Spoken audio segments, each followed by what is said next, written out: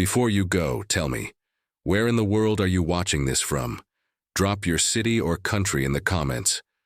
I want to know how far these forgotten stories are reaching. And if this story made you stop and think, even for a moment, hit that subscribe button. April 14th, 1943, the Tunisian sun hammered down on the scrubland near Spatla like a physical weight. Staff Sergeant Samuel Nakamura crouched behind a limestone outcrop, binoculars pressed against his face, and watched 9,000 men prepare to die. Below him, sprawling across a shallow valley choked with dust and desperation, the 41st Infantry Division sat trapped. To the west, a German minefield stretched for over a mile. Teller 42s buried in neat rows that would shred any vehicle attempting passage. To the east, the Chott El Djerid, a salt marsh that looked solid from a distance but would swallow trucks whole if anyone tried to cross. The division had been caught in a textbook pincer movement. Rommel's Africa course, though retreating, still had teeth, and yesterday those teeth had closed around the 41st like a jaw snapping shut. Sam's hands were steady on the binoculars, but his chest felt tight. He could see the men down there. Some sat on the hoods of disabled half-tracks, smoking cigarettes they'd been saving. Others dug shallow trenches that wouldn't matter if German artillery found their range. A few just stood, staring at the horizon as if willpower alone could conjure a way out. The radio in Sam's Jeep crackled behind him. Static, then a voice. All units, this is command. No rescue operations authorized. Repeat, no rescue operations. Risk assessment does not justify additional losses. Await further orders. Sam lowered the binoculars. His jaw tightened. Await further orders. That was code. It meant we're abandoning them. He turned and looked at his Jeep, a battered Willys MB, olive drab paint chipped and faded, wooden planks lashed to its sides. In the back seat sat jerry cans of water, a coil of rope, and a canvas bag containing the last handful of soil from his family's farm in California. Soil from land the government had taken 2 years ago when they decided that people who looked like Sam couldn't be trusted. The farm was gone. His parents were in Manzanar, behind barbed wire, guarded by their own country. And here Sam sat, wearing the same uniform as the men who'd put them there, staring at a valley full of soldiers his country had decided weren't worth saving. He reached into his pocket and pulled out a small object, a St. Christopher medal, worn silver, hanging from a thin chain. His mother had pressed it into his hand the day the buses came. Patron saint of travelers, she'd said in Japanese, her voice steady even as tears ran down her face. He'll bring you home. Sam closed his fist around the medal. Then, without a word, without permission, without a single witness to stop him, he stood, walked to the Jeep, and turned the ignition key. The engine coughed once, twice, then roared to life. Far below, a flare arced into the sky, red, desperate, dying in the sunlight. Someone in that valley had just fired their last signal, and somewhere in the shimmer of heat rising from the desert floor, Sam saw something the engineers had missed, a route. Impossible, maybe. Suicidal, probably. But a route. He shifted into gear. The Jeep lurched forward, tires crunching over stone, and began its descent toward the one place every map said he couldn't go. Behind him, the radio crackled again. Repeat, no rescue operations authorized. Sam reached over and switched it off. The silence that followed was total, broken only by the wind, the engine, and the sound of a man refusing to let 9,000 soldiers become a statistic. 3 days earlier, the war in North Africa had seemed almost won. By April 1943, the Allies had pushed Axis forces into a shrinking pocket along the Tunisian coast. Rommel himself had been recalled to Germany, leaving behind a patchwork of exhausted German and Italian units. Victory felt inevitable, a matter of weeks, maybe days. But inevitability breeds carelessness. The 41st Infantry Division, freshly arrived from stateside training, had been tasked with securing the interior approaches to Tunis. Their commander, Major General Howard Breslin, was a West Point graduate with a reputation for caution. He studied the terrain around Spatla, rolling hills, scattered wadis, and that massive salt flat to the east, and declared it defensible with minimal engagement. His intelligence officer disagreed. Captain Ellis pointed to outdated French colonial maps and warned that the salt marsh's stability changed seasonally. Sir, these charts are from 1932. We don't know current conditions. Breslin waved him off. The Germans are retreating. They won't waste resources on a flanking maneuver through terrain even they can't navigate. He was half right. The Germans didn't flank. They encircled. On April 11th, elements of the 21st Panzer Division and remnants of the Italian Centauro Division executed a coordinated push. They didn't attack the 41st head-on. Instead, they sealed the western approach with mines, 5,000 Teller 42s laid in a single night, and positioned 88mm guns on the northern ridges. The salt flat to the east completed the trap naturally. By dawn on April 12th, 9,000 American soldiers sat in a valley with 3 days of water, 2 days of ammunition, and no way out. Command response was immediate. Logistics officers calculated fuel costs, casualty projections, and strategic value. The math was cold. Mounting a rescue through the minefields would require engineers, armor support, and air cover, resources needed for the final push on Tunis. The risk-to-reward ratio didn't justify it. At 0600 on April 14th, the decision came down. Hold position, conserve resources, await breakthrough from the north.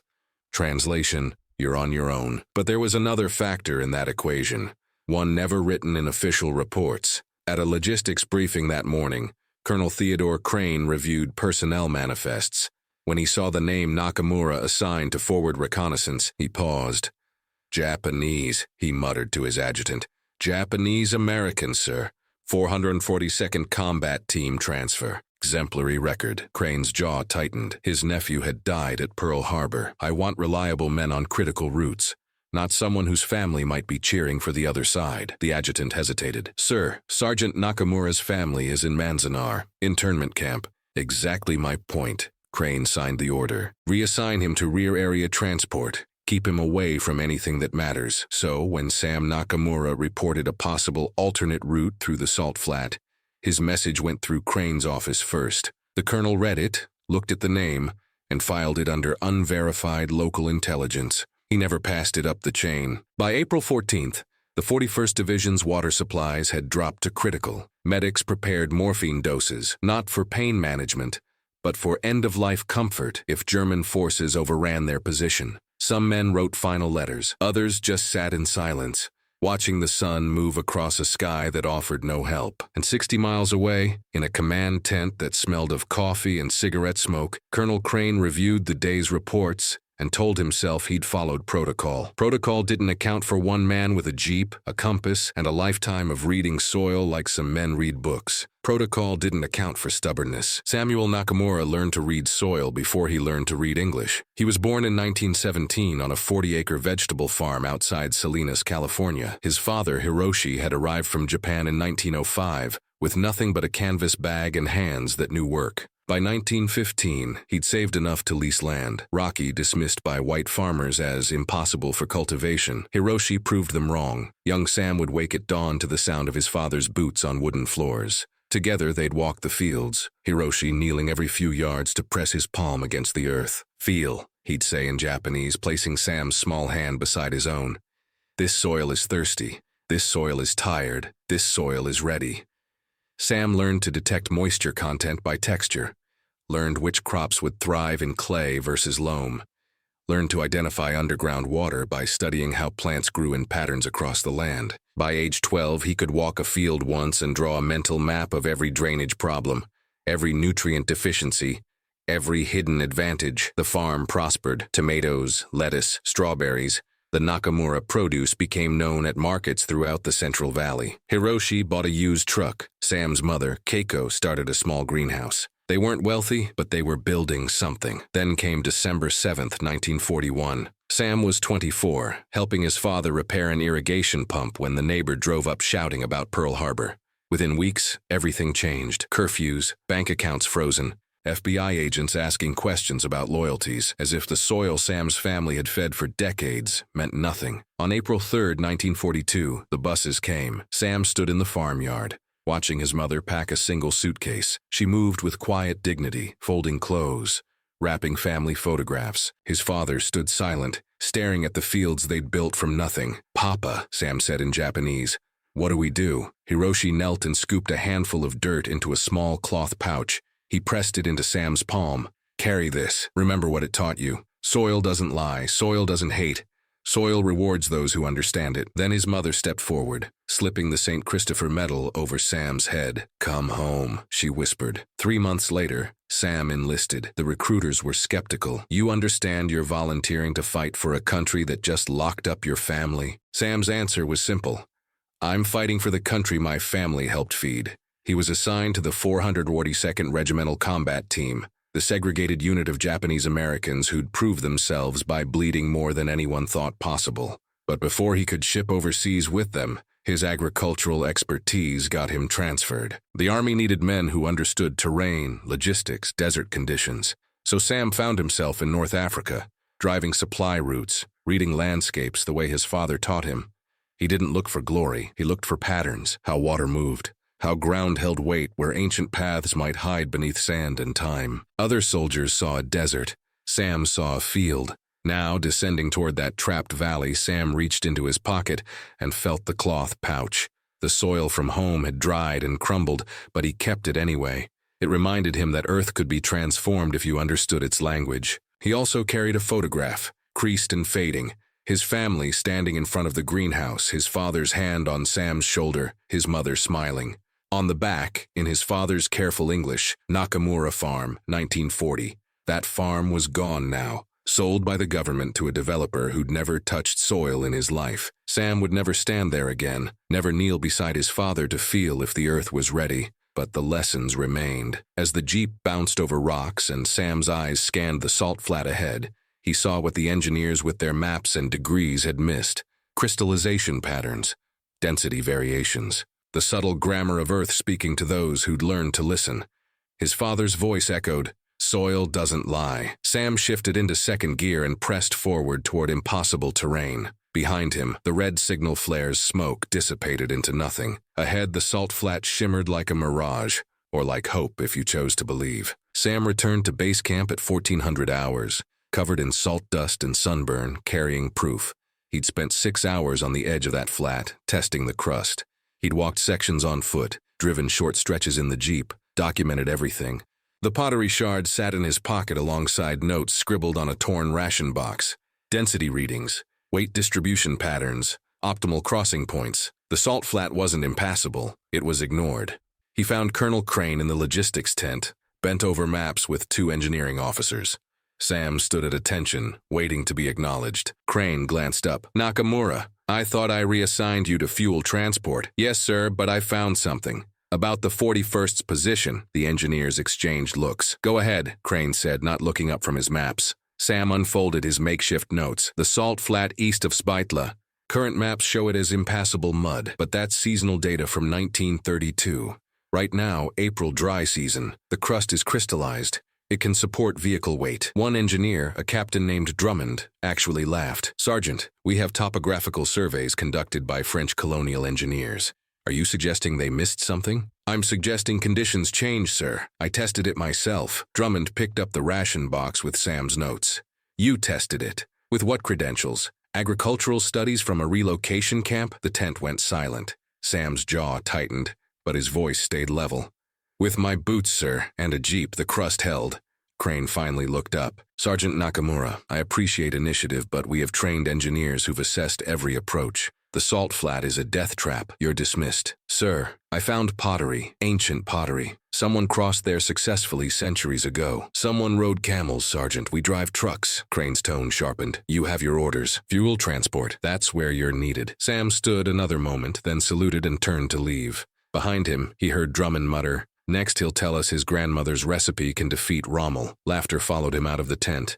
That evening, Sam sat alone by his jeep, studying the pottery fragment under a flashlight. The geometric patterns were Berber, maybe, North African tribal routes that had existed for 1,000 years before any European drew a map. Footsteps approached. Private First Class Daniel O'Connor, a stocky Irishman from Boston, stood with arms crossed. "Heard you tried selling the brass some magic route," O'Connor said. Sam didn't look up. "Not magic, geography." "Geography." O'Connor spat into the dust. "You know what I think? I think maybe you're looking for a way to lead a convoy right into German hands. Convenient, isn't it? The Jap finds a secret route nobody else knows about." Sam's hands stilled on the pottery shard. "My family's in Manzanar," he said quietly. "Locked up by the same government you and I are both serving. If I wanted to betray this country, I had plenty of reasons 2 years ago. But I'm here, and 9,000 men are dying in that valley." O'Connor leaned closer. "Maybe that's the point. Maybe your people want revenge for those internment camps. What better way than—" Sam stood fast enough that O'Connor took a step back. I don't have people, Sam said, each word precise. I have a uniform, same as yours, and I have a route that works, whether you believe me or not. O'Connor stared, then shook his head. You're either the bravest guy I've ever met or the dumbest. Either way, you're gonna get yourself killed. He walked away. Sam sat back down, turning the pottery fragment over in his hands. Ancient travelers had trusted this route. They'd survived, but they hadn't needed permission from men who saw enemies in their own ranks. He pulled out his father's pouch of soil and the St. Christopher medal, 2 talismans from 2 worlds, neither of which seemed to want him. Then he made a decision. At 0300 hours, Sam loaded the jeep. Water, tools, rope, the wooden planks. He checked the fuel gauge, 3/4 full. Enough. He didn't file a route plan, didn't request authorization, didn't tell anyone. He just started the engine and drove into darkness. Behind him, the camp slept. Ahead, 9,000 men waited for help that command had decided wouldn't come. Sam shifted into gear and headed toward the salt flat, guided by starlight and a pottery shard older than anyone's prejudice. The salt flat began where the sand ended, a sudden line between familiar and unknown. Sam killed the headlights at 0430 hours. Dawn was still 2 hours away. He couldn't risk being spotted by German patrols in the hills, and the jeep's lights would be visible for miles across this white expanse. He stepped out into air so cold it burned his lungs. Above, stars blazed with desert clarity. The Milky Way stretched like a river of light, and there, Ursa Major, the Big Dipper. Sam traced an imaginary line through the 2 pointer stars to Polaris, north. His compass had cracked during yesterday's reconnaissance, the needle spinning uselessly. But his father had taught him this. When tools fail, the sky remembers. Sam knelt at the flat's edge and pressed his palm against the crust. Cold, hard, dry. He scraped the surface with his knife. White powder, not gray paste. Good. He stood and drove the blade in deeper, feeling for the transition point where crystallized salt became something softer, weaker, deadly. 8 inches down, solid. 12 inches, still firm. At 16 inches, he hit moisture. Sam did the math in his head. Crust thickness versus jeep weight. The Willys MB weighed 2,150 pounds empty, closer to 2,800 with gear and fuel. Distributed across 4 tires, roughly 700 pounds per contact point. The crust would hold if the weight spread evenly. He untied the wooden planks from the jeep's sides. Each was 6 feet long, salvaged from a bombed-out shed. He'd lashed them perpendicular to the tires when the ground became questionable, creating makeshift snowshoes for the vehicle. Sam climbed back into the jeep, shifted into first gear, and rolled forward onto the flat. The crust crunched but held. He drove slowly, eyes scanning the surface ahead. Moonlight revealed subtle texture variations, smoother patches where the crust was thicker, rough patches where it was thin. He steered toward the smooth. 20 minutes in, the jeep began to sink. Sam felt it immediately, the slight drag, the rear wheels settling. He stopped, heart hammering. If he punched the accelerator now, the spinning tires would break through and he'd be trapped. If he reversed, same problem. He grabbed the planks. Working quickly, he placed them under the rear tires, perpendicular to the direction of travel. The wood distributed the weight across a wider surface area. He climbed back in, released the clutch gently, and the jeep crawled forward onto solid crust. He repeated this process 7 times in the first hour. At 0600, the sky began to gray. Sam could now see the full expanse, kilometers of blinding white stretching to low hills in the distance. Somewhere beyond those hills, the 41st Division waited. Then he heard it. Aircraft engines. Sam froze. High-altitude, twin-engine sound. German reconnaissance plane, probably a Bf-110. If they spotted him, radioed his position, the crossing became a shooting gallery. He cut the engine and sat motionless as the plane passed overhead. A dark cross against the brightening sky. It continued north without circling. They hadn't seen him, or didn't care about one jeep in the middle of nowhere. Sam waited 5 full minutes before restarting the engine. By 0800, he'd covered 6 kilometers. The radiator temperature gauge was climbing. The jeep's cooling system wasn't designed for slow, grinding travel. If it overheated out here, he was finished. At 0830, steam began hissing from the radiator cap. Sam stopped and assessed. 2 canteens of water left, both needed for drinking. The jeep's radiator needed at least a gallon. He scanned the landscape and spotted something. A cluster of prickly pear cacti growing from a crack in the salt crust. Puntia ficus indica, edible and full of liquid. Sam grabbed his knife and approached carefully, remembering his father's lessons about desert plants. He cut into a young paddle. The newest growth held the most moisture.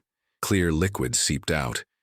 He sliced off 3 paddles, squeezed them through his shirt to filter the pulp, and collected nearly a quart of cactus water. He mixed it 3-to-1 with his remaining canteen water and poured it into the radiator. Not ideal, but it would keep the engine alive. At 1100 hours, Sam crested a low rise and saw them. Vehicles, tents, men moving like ants in the valley below. The 41st Division. He grabbed his radio handset. Time to call it in. Guide the convoy through. Base, this is Nakamura. I've confirmed the route. Salt Flat is passable. Coordinates follow. Static. He adjusted frequency. Tried again. Nothing but dead air. Sam checked the radio. Power on. Antenna intact. Someone should be receiving, but no acknowledgement came. Through his binoculars, he saw why he had to hurry. The division was beginning to move. Not toward him. Toward the western route. Straight into the minefields. They were evacuating the wrong way. Sam didn't hesitate. He started the engine and drove down the slope, horn blaring, waving his arms out the window. Sam's jeep skidded to a halt in front of the division command post,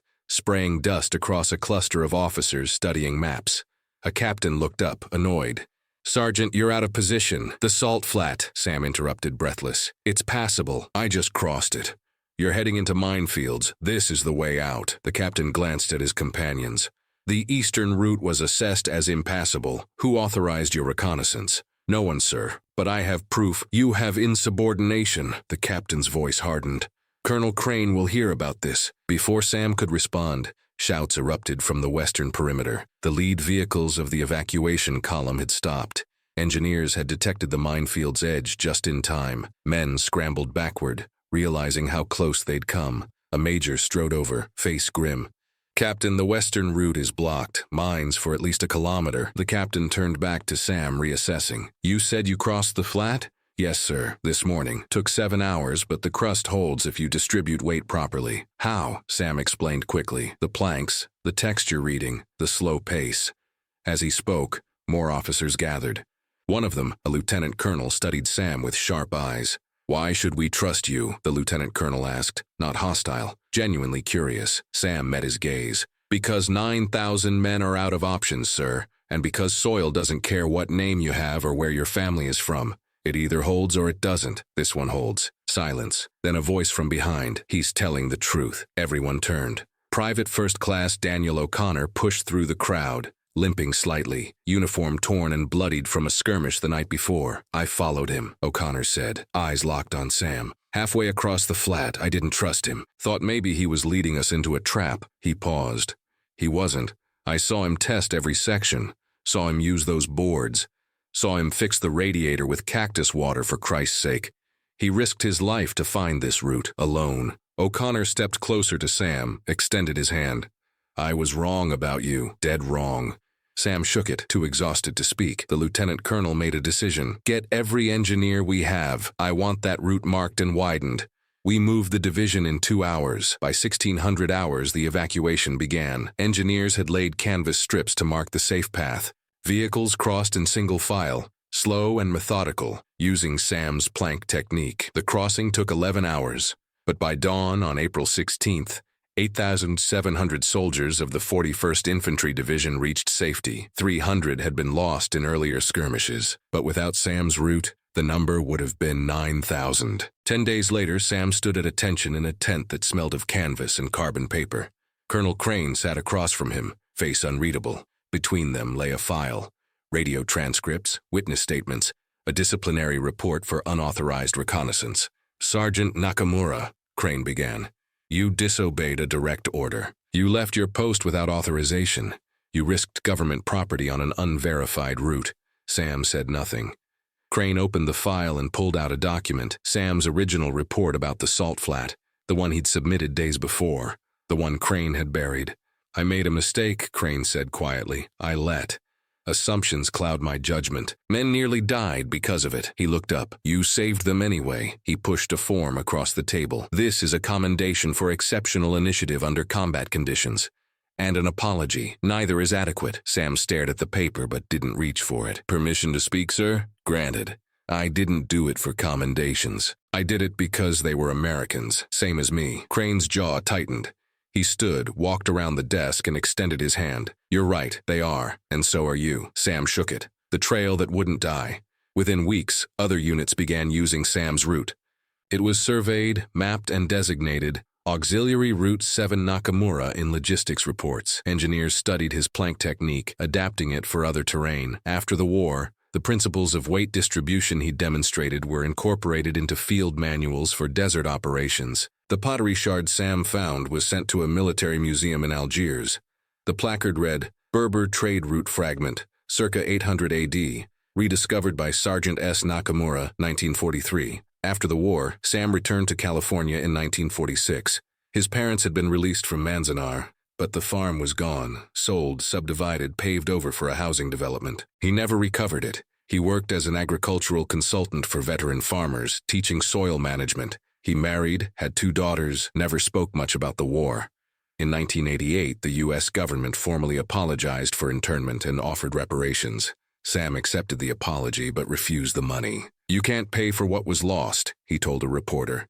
"You can only promise not to lose it again." He died in 2001, age 84, while visiting the National Japanese-American Memorial in Washington, D.C. His name is carved there, along with thousands of others who served a country that doubted them.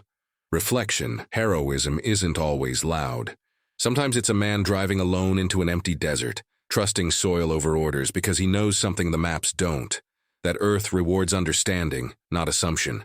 And sometimes courage is recognizing you were wrong, like O'Connor did, like Crane did, and saying so before more people die for your pride. Sam Nakamura didn't fight for recognition. He fought because 9,000 lives mattered more than one man's fear of being wrong. Final question: how many times have we dismissed someone's knowledge because of who they are instead of what they know? How many routes remain undiscovered because we stopped listening? Sam found a way when everyone said there wasn't one. What are we missing because we're not looking in the right places or at the right people? If this story left you stunned, you're going to be absolutely blown away by what you're about to see next. Another forgotten hero. Another impossible situation. Another moment where one man's refusal to follow orders changed everything. Trust me, you don't want to miss this one.